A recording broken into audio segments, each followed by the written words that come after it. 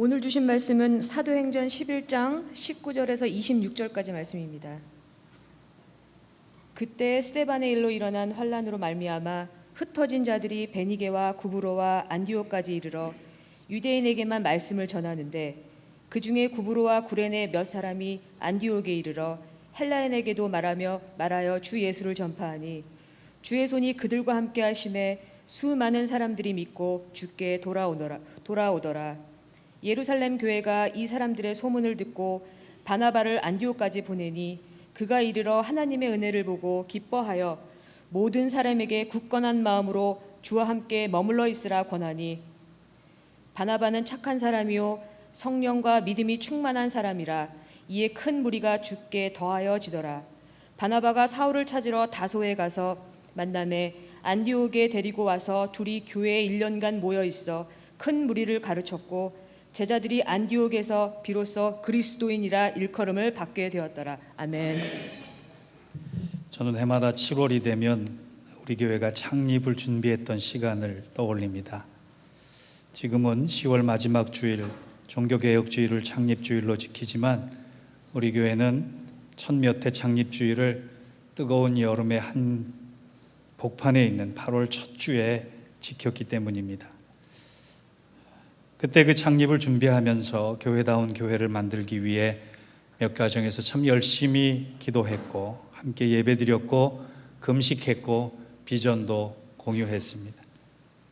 그때 제 가슴 속에 품고 있었던 교회 한 곳이 있었는데 그것이 바로 성경에 나오는 안디옥 교회였습니다. 왜 안디옥 교회가 개척자의 가슴에 품을 만큼 귀한 교회였을까? 초기 기독교 교회사를 보면 두 교회가 등장을 하는데 한 교회는 예루살렘 교회고 한 교회는 안디옥 교회입니다. 예루살렘 교회도 본질적으로 좋은 교회였지만 더 중요한 역할을 감당한 것은 안디옥 교회입니다. 안디옥은 지금도 터키에 있으면서 인구의 한 30만 명 정도 되는 중소도시 정도 됩니다. 그런데 2000년 전에 로마 제국하에 안디옥 도시는 무려 50만 명이 살았던 아주 큰 도시였습니다. 안디옥은 동서를 잇는 요충지였고 로마 제국의 한복판에서 로마와 알렉산드리아와 이 안디옥이 3대 도시로 중요한 거점의 역할을 했습니다. 그곳에 교회가 자리 잡았기 때문에 그 거대한 도시 안에 교회가 있기 때문에 안디옥 교회가 중요한 것이 아닙니다. 일반적으로 안디옥 교회의 중요한 그 의미를 기독교회사에는 이렇게 세 가지로 이야기합니다. 첫째는 안디옥 교회는 유대인이 이방인을 위하여 세운 최초의 교회였기 때문입니다. 예루살렘 교회는 유대인을 위해서 존재했던 교회지 이방인을 위해서 다른 민족을 위해서 존재했던 교회는 아닙니다. 두 번째로 안디옥 교회의 중요성은 그 안디옥에서 비로소 그리스도인이라고 하는 인정을 받고 호칭을 얻었기 때문입니다. 그 전까지는 예수 믿는 사람이 누군지 몰랐어요. 그 전까지는 왜 예수를 믿어야 하는지도 몰랐어요. 그런데 그 사람들을 보면서 저들 안에 그리스도가 있구나, 그리스도 안에 저들이 있구나 사람들이 인정하기 시작했다는 것입니다. 그리고 마지막 세 번째로 안디옥 교회가 중요한 것은 사도 바울을 선교사로 파송하면서 복음의 문이 세상을 향해 열려지기 시작했다. 이 중요한 일을 하나님께서 안디옥 교회에게 맡기셨어요. 안디옥 교회가 얼마나 훌륭한 일을 했는지, 얼마나 본질적 일을 했는지, 얼마나 가치 있는 일을 했는지 아무리 강조해도 지나침이 없습니다. 그런데 저는 조금 다른 각도에서 성경을 보기 시작했습니다. 안디옥 교회의 이런 중요한 역할, 중요한 본질적 가치도 중요하지만 안디옥 교회가 당했던 고난 속에서 그들의 신앙의 본질이 있었다라고 세 가지로 제가 느껴지더라고요. 안디옥 교회가 감당한 신앙의 중요한 세 가지 의미, 이것이 안디옥 교회의 또 다른 가치입니다. 안디옥 교회가 어떤 모습으로 시작됐는지 본문 19절은 이렇게 말씀하고 있습니다. 19절을 같이 봅니다. 그때에 스데반의 일로 일어난 환란으로 말미암아 흩어진 자들이 베니게와 구브로와 안디옥까지 이르러 유대인에게만 말씀을 전하는데, 이 중요한 일을 하고 있던, 이 중요한 본질을 붙잡고 있던 안디옥 교회가 어떻게 시작됐느냐? 성경은 환란 때문에 시작됐다고 얘기하고 있어요. 좋은 환경에서 시작된 교회가 아닙니다. 보장된 제도 가운데 시작된 교회가 아닙니다. 모두가 인정하는 출발을 한 교회가 아닙니다. 환란 가운데 하나님의 교회가 시작됐다는 거예요. 하나님은 때로 우리 인생에게 받아들이기 어려운 환란을 주실 때가 있습니다. 그런데 그것은 환란으로 그치지 않습니다. 하나님은 환란을 통해 위대한 일을 만들어 가시기도 한다는 것입니다. 또 안디옥 교회가 어떤 신앙에 중요한 의미가 있는지, 두 번째는요, 그들이 환란 중에 무엇을 했느냐를 우리가 봐야 합니다. 사도행전 8장을 보면 스데반이 이제 돌에 맞아 순교합니다. 이 사건을 기화로 해서 기독교의 대핍박이 시작이 됩니다.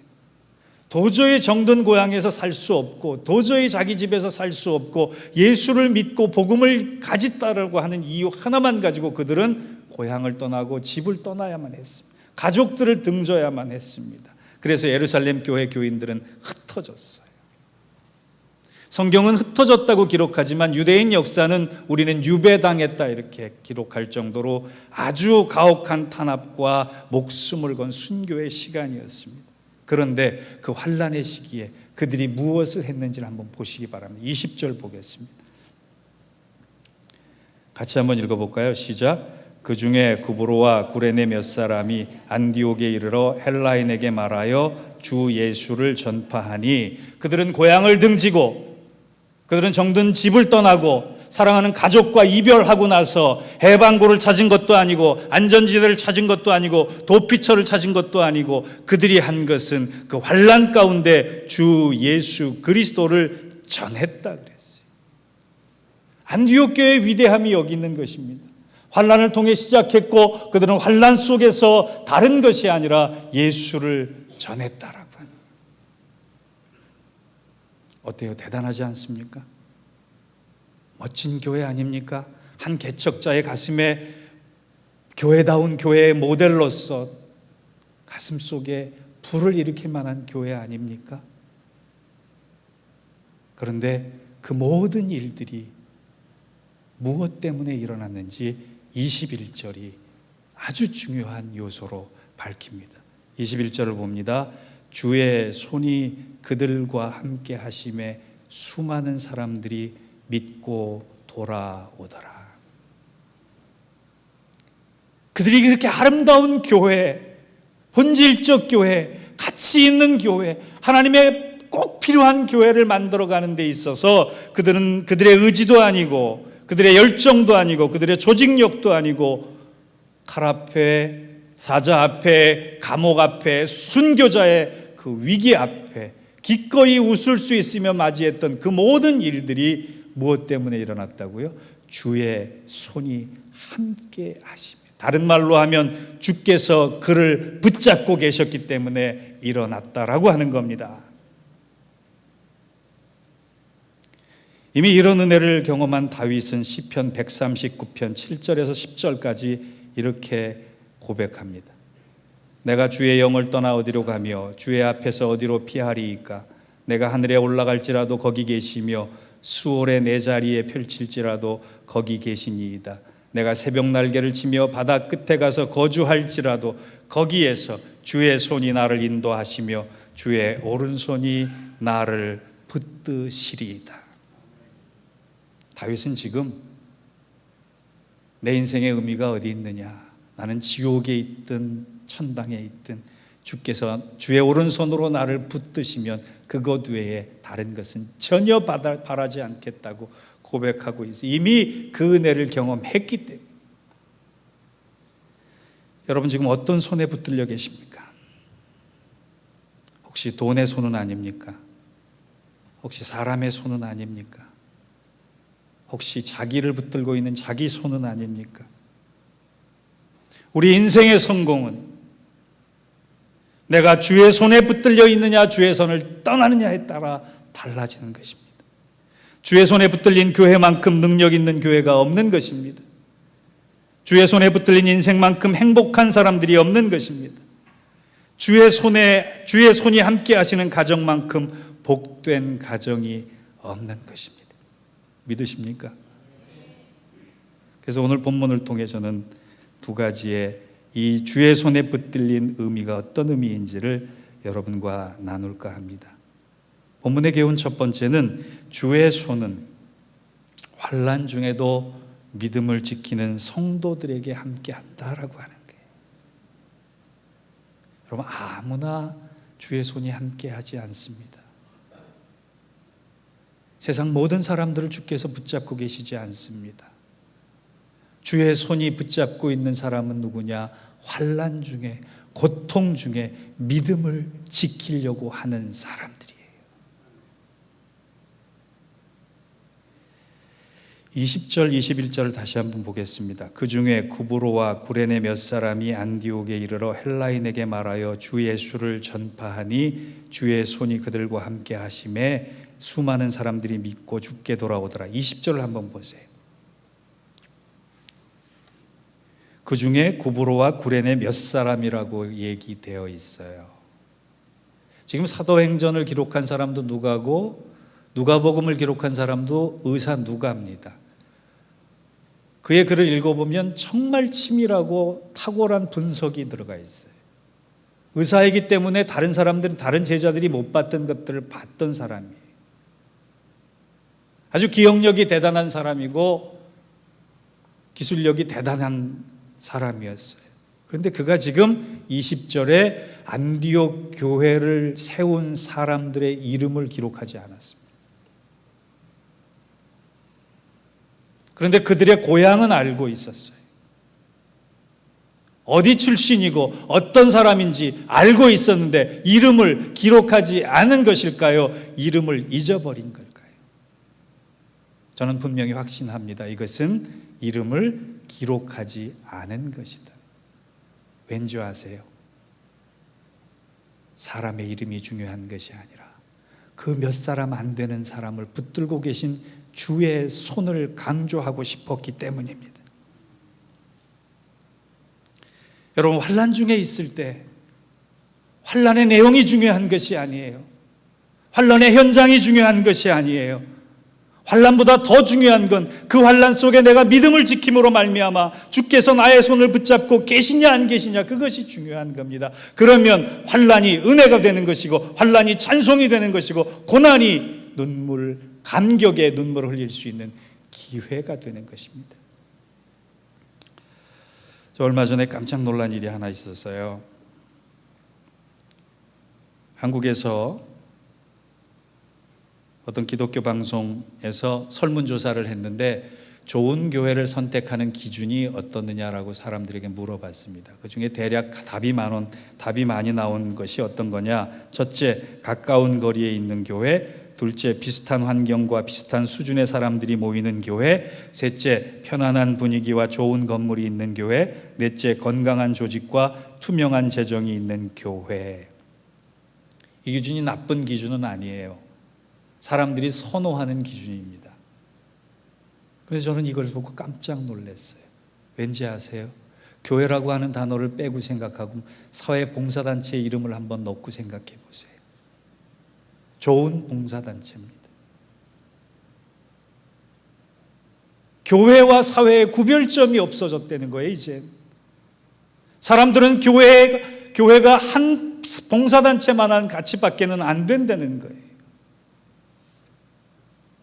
제가 여러분이 목사님 좋은 교회의 기준이 뭡니까? 라고 한다면 저는 당연히 이렇게 얘기할 것입니다. 바른 말씀이 선포되는 교회, 하나님의 영광을 추구하는 교회, 말씀으로 성도들을 훈련시키는 교회, 건강한 소그룹이 활동하고 있는 교회, 유기적 나눔과 섬김과 돌봄이 있는 교회, 선교하는 교회, 자녀 양육에 관심과 대안을 갖는 교회, 지역과 사회적 책임에 기여하는 교회, 성령을 구하고 기도가 끊이지 않는 교회. 그러나 저는 무엇보다 이 모든 것들이 있어도 사람의 손이 아닌 하나님의 손에 붙들려 있는 교회가 가장 좋은 교회다 여러분에게 이야기할 수 있습니다.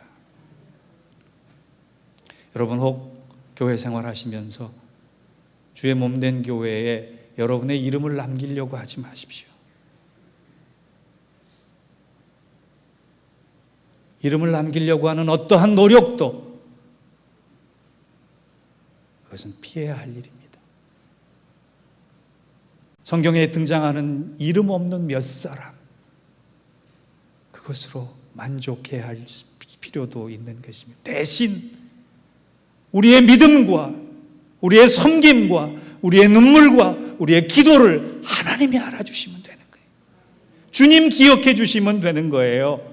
그걸 못 넘기 때문에 교회가 본질로부터 자꾸 멀어지는 겁니다. 여러분, 나이 드시면서요, 큰 꿈을 한번 가져보세요. 벽을 허물고 집을 허물고 복음을 전하기 위해 내가 아프리카 오지에 가겠다, 남미의 오지에 가겠다, 그래서 선교하겠다, 내 삶을 주의 손이 붙들었다라고 하는 것, 고난이 있었지만 아픔이 있었지만 여전히 나는 은혜 가운데 하나님의 손에 붙들려 이곳까지 왔음을 증언하고 싶다라고 하는 꿈을 가져보세요. 돈 벌어 큰 집에 개 한 마리하고 집 지킴이로 살아갈 생각 마시고 주의 손에 붙들린 그 마음, 그 삶을 증언하기 위해 나도 은퇴하면 선교 가야겠다라고 하는 생각 한번 하고 살아보세요.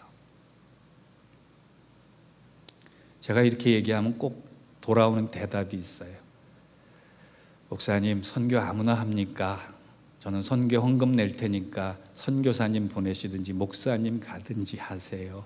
선교 아무나 하는 거 아닌 것 같습니다. 제가 이렇게 대답해요. 하나님께서 사람을 흙으로 만드셨지 보석으로 만들었냐고. 우리 같은 사람도 쓰임받을 수 있습니다. 왜? 고난 중에 믿음을 지키면 하나님이 함께 하심을 보여주시기 때문입니다. 안디옥 교회처럼 형편없는 교회가 없었어요. 피난민이었고 떠돌이였고 삶의 터전을 잃은 사람이었고 실패를 향해 치닫는 사람들이었어요. 그런데 하나님은 그들을 사용해서 그들이 믿음을 지키려고 할 때 가장 귀하게, 가장 가치 있게, 가장 의미 있게 하나님의 일을 맡기셨습니다. 우리 교회, 우리 성도들이 그러한 은혜를 덧입기를 주의 이름으로 축원합니다. 본문의 교훈 두 번째는요, 주님의 손이 함께한 결과는 우리가 빼앗기지 않는 기쁨을 가지게 된다는 거예요. 어떤 목사님이 이렇게 설교하시더라고요. 그리스도인은 얻는 것을 자랑하는 사람이 아니라 잃는 것을 자랑하는 사람이다. 옳은 말씀이에요. 저는 한 걸음 더 나아가 생각합니다. 거기에 그쳐서는 안 된다고 생각합니다. 그리스도인들은 얻는 것을 자랑하는 사람이 아니라 잃은 것을 자랑하는 사람뿐만이 아니라 잃은 것을 통해 다시 얻은 것을 더 자랑할 수 있는 사람이 되어야 한다는 것입니다. 안디옥 교회가 믿음을 지켰을 때 제일 먼저 주의 손이 함께였고 그 다음에 얻은 것은 빼앗기지 않는 기쁨이었습니다. 우리 살다 보면 인생의 그늘이 오기 마련입니다. 아픔의 시간이 오기 마련입니다. 상처받게 돼 있습니다. 넘어지게 돼 있습니다. 크고 작은 고난에 눈물을 흘릴 때도 있습니다.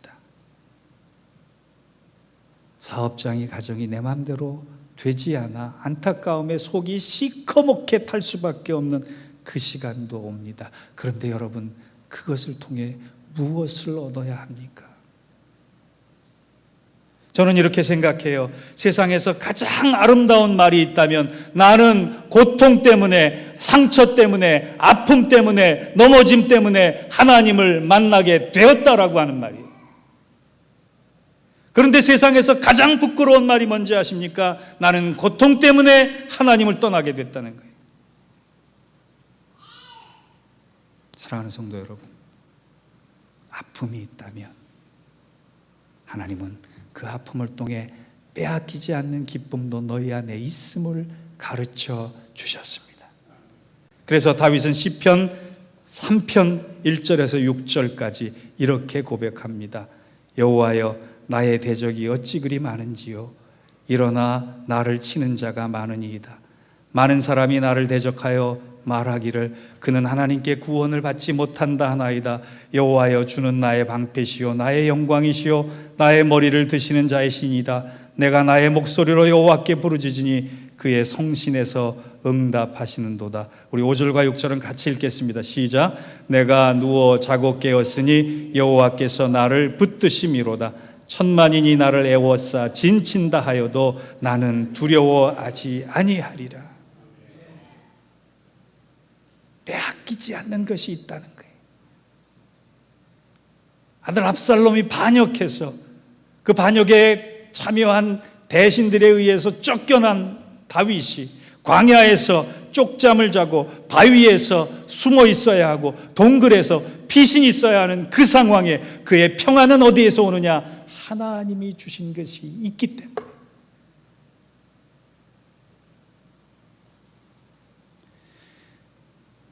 여러분, 희극 배우 찰리 채플린이라고 아시죠? 찰리 채플린이 이러한 명언을 남겼습니다. 인생이란 멀리서 보면 희극이지만 가까이서 보면 비극일 뿐이다. 아주 멋진 말이에요. 그런데 그보다 더 좋은 말이 있어요. 우리 그리스도인들에게 인생이란 멀리서 보면 감당할 수 없는 비극의 연속 같지만 그리스도인의 인생이란 감격할 수밖에 없는 희극으로 끝나는 것이다.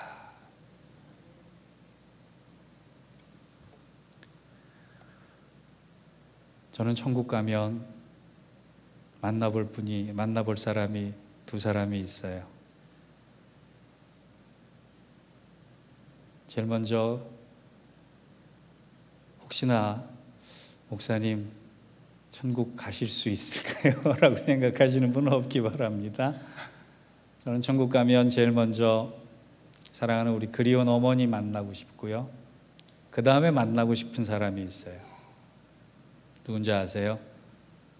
베드로도 아니고 사도 바울도 아니고 바나바입니다. 제가 왜 바나바를 얘기하냐 하면 이 빼앗기지 않는 기쁨의 능력을 그가 몸소 보여줬기 때문입니다. 23절을 보겠습니다.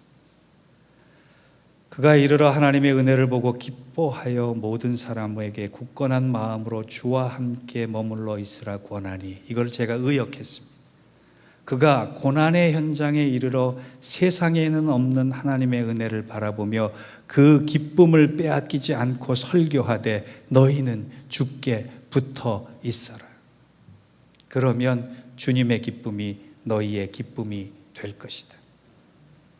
24절에 보면 바나바는 착한 사람이요 성령과 믿음이 충만한 사람이라 그랬어요.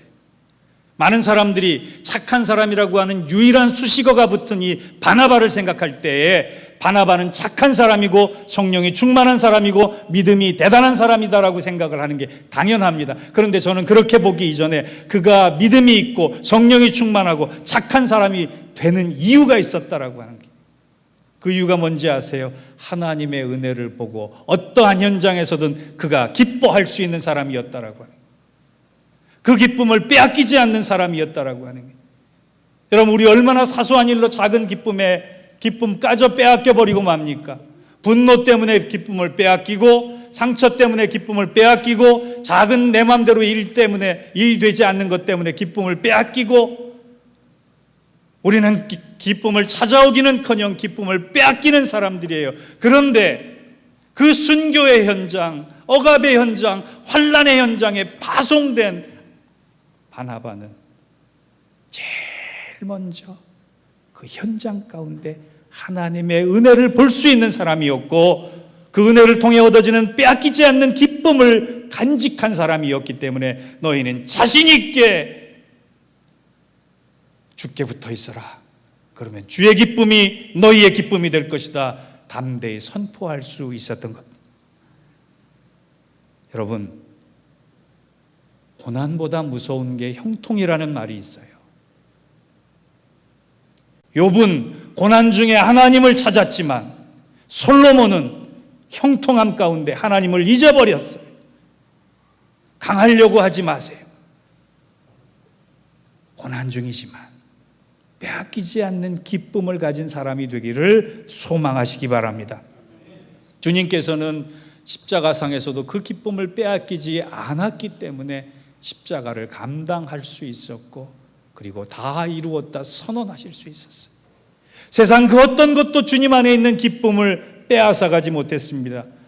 그러면서 그 주님께서 부활하실 때 그 기쁨을 이제 너희에게 주겠다 말씀하셨어요. 사랑하는 성도 여러분, 고난 중에 계십니까? 아픔 중에 계십니까? 믿음을 지키시기 바랍니다. 그리고 그 믿음을 통해 빼앗기지 않는 기쁨이 나에게 올 것이다 간절히 확신하시기 바랍니다. 왜? 하나님은 이미 그 일을 우리에게 예수님을 통해 행해 보여주셨기 때문입니다. 저는 오늘의 말씀을 요한복음 3장 16절만큼이나 강력한 하나님의 사랑의 선언으로 마칠까 합니다. 우리 함께 이사야 41장 10절을 읽겠습니다. 시작. 두려워하지 말라. 내가 너와 함께함이라. 놀라지 말라. 나는 내 하나님이 됨이라. 내가 너를 굳세게 하리라. 참으로 너를 도와주리라. 참으로 나의 의로운 오른손으로 너를 붙들리라. 주께 붙들려 빼앗기지 않는 기쁨을 가지고 세계를 바꿀 수 있는 이 작은 발걸음의 시작이 우리 교회, 우리 성도들로 시작되기를 주의 이름으로 축원합니다. 기도하겠습니다. 하나님 아버지,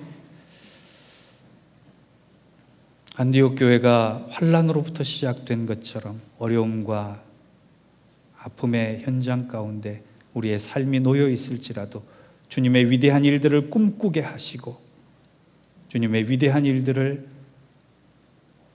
행할 수 있는 능력을 주님께로부터, 주의 손으로부터 부여받는 저희들 되게 하여 주옵소서. 그리하여 그렇게 살아갈 때마다 세상이 빼앗을 수 없는 기쁨 가운데 거하는 우리 모두 되게 하여 주옵소서. 예수님의 이름으로 기도하옵나이다. 아멘.